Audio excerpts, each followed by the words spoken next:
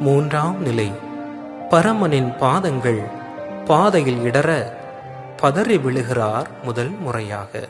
கல்வாரி பாதையிலே கர்த்தரின் காலடிகள் பதிய, யூதரின் சாட்டைகளோ மழை போலே அன்பரின் மேல் பொழிய, பொல்லாத சொல்லால் நெஞ்சம் கிழிய போகின்றார் தன் வழியே. அன்போடு சொன்னார் பண்போடு வாழ வாழ்வாகும் அவர் மொழியே.